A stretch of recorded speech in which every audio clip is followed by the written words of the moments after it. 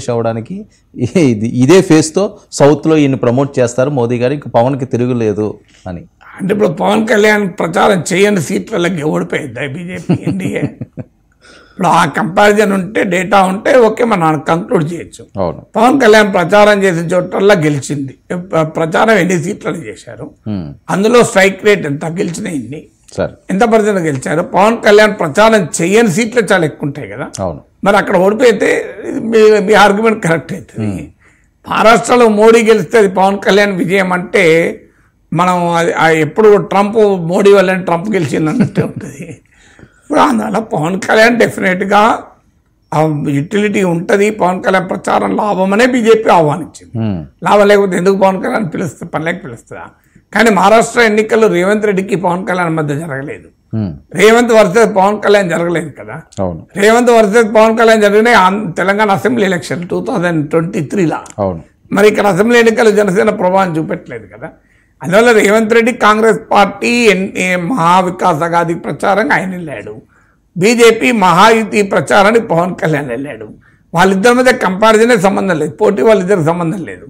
పోటీ జరుగుతున్నది అక్కడ మహాయుతికి ఎన్డీఏకి, వారి బలాబలాలను బట్టి ఉంటుంది తప్ప పవన్ కళ్యాణ్ రేవంత్ రెడ్డి మధ్య ఏదో ఎలక్షన్ పోటీ జరిగినట్లు, వాళ్ళిద్దరి పోటీలో పవన్ కళ్యాణ్ నెగ్గినట్లు, మోడీ ప్రభావం లేదు, దేవేంద్ర ఫడ్నవీస్ ప్రభావం లేదు, ఏక్నాథ్ షిందే ప్రభావం లేదు, పవన్ కళ్యాణ్ ప్రభావంతోనే మహారాష్ట్ర గెలిచిందంటే that is a disservice to Pawan Kalyan. Also Pawan Kalyan అగౌరవపరిచడం అవుతుంది.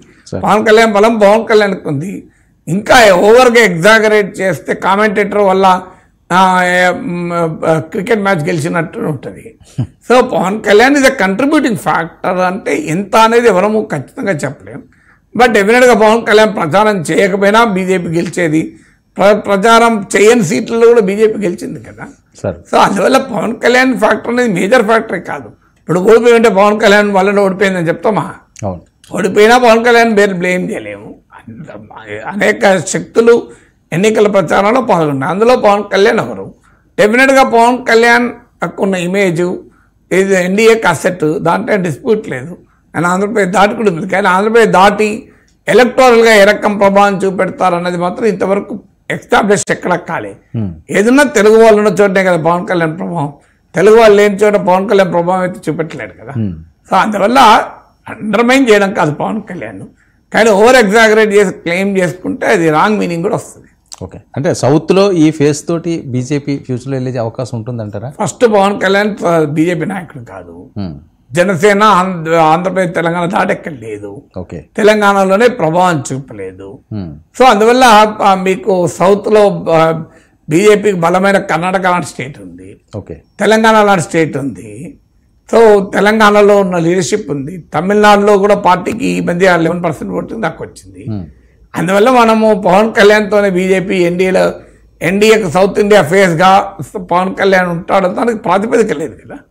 సో పవన్ కళ్యాణ్ కూడా one of the leaders of ఎన్డీఏ, అనుమానం లేదు. సో అందువల్ల బీజేపీ జనసేన వేరు వేరు పార్టీలు, రెండు వేరు వేరు నాయకుల నాయకత్వంలో ఉన్న పార్టీ కదా. అందువల్ల ఎన్డీఏకు ఫేస్గా మీకు పవన్ కళ్యాణ్ ఉంటాడు అనేది I don't think that's correct assessment. But Pawan Kalyan కూడా డెఫినెట్గా ఒక కీలక పాత్ర తెలుగు వాళ్ళు ఉన్న చోట బీజేపీ స్కీమ్ ఆఫ్ థింగ్స్లో డెఫినెట్గా పనిచేస్తాడు.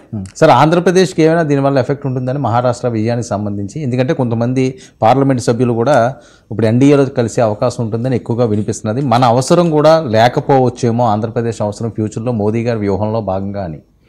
అంటే డెఫినెట్గా ఇప్పుడు మహారాష్ట్రలో బీజేపీ గెలవడము ఆంధ్రప్రదేశ్కు బెటర్ బార్గెనింగ్ చేసుకోవడానికి స్కోప్ తక్కువతుంది. ఎందుకంటే ఇప్పుడు చంద్రబాబు నాయుడు, నితీష్ కుమార్ల మద్దతుతోనే ఎన్డీఏ ఉంది. సో ఒక్కసారి బీజేపీ ఊపులో ఉన్నప్పుడు, సో ఇప్పటికిప్పుడు లోక్సభలో బలాబలాల మార్పు రాకపోవచ్చు. రాజకీయంగా మోడీ బలంగా ఉన్నప్పుడు 2014, 2019లో ఆంధ్రప్రదేశ్ నాయకులు ఏదడిగినా కూడా చంద్రబాబు నాయుడు అయినా జగన్మోహన్ రెడ్డి ఏం చెప్పారు? సంఖ్యాబలం వాళ్ళకి ఉండగా మన వాటి ఎందుకు తింటారో అన్నారు. ఇప్పుడు 2024లో మొదటిసారిగా సంఖ్యాబలం ఆంధ్రప్రదేశ్కి అనుకూలంగా వచ్చింది. కానీ ఇప్పుడు మహారాష్ట్ర, హర్యానా ఈ పరిణామాలు చూసాక సంఖ్యాబలంలో మార్పు రాకపోవచ్చు. కానీ పొలిటికల్ సిచ్యువేషన్లో అయితే మోడీ మరింత కన్సాలిడేట్ అవుతాడు, బీజేపీ మరింత కన్సాలిడేట్ అవుతుంది. మోడీ బీజేపీ మరింత కన్సాలిడేట్ అవుతే డెఫినెట్గా ఆంధ్రప్రదేశ్ తరఫున బార్గెన్ చేసే వాళ్ళ పవర్ తగ్గుతుంది. అయినా వీళ్ళు ఎవరు బార్గెన్ ఏం చేస్తున్నారు కనుక ఇప్పుడు పెద్ద ఎత్తున టీడీపీ జనసేన ఒత్తిడి తెచ్చి మీరు మాకు 50,000 కోట్లు మీరు అమరావతికి ఇవ్వకపోతే మేము మీ సంగతి తెలుస్తాం అని అంటారా? ఆ మేరకు నితీష్ కుమార్ ఒత్తిడి తెచ్చినంత కూడా మన వాళ్ళు ఏం ఒత్తిడి తేవడం లేదు. మన వాళ్ళు ఏదో ఉన్నది నడిపించుకోవాలి, ఎందుకంటే 2018లో పొరపాటు చేశాం, మేము బీజేపీ నుంచి విత్డ్రా అయ్యి, సో అందువల్ల ఇప్పుడు మళ్ళీ ఆ తొందరపాటు ప్రదర్శించకూడదనే యాంగిల్లోనే టీడీపీ ఉంది. అందువల్ల ఏదో ఇప్పుడు చాలా ఎక్కువ అడుగుతున్నట్లు వాళ్ళు ఇవ్వడం లేదు, ఇంకా ఇవ్వరు, ఈ కంక్లూజన్ రాగలేదు. ఇప్పుడు అయినా అప్పుడైనా అడిగే వాళ్ళే పెద్దగలేరు.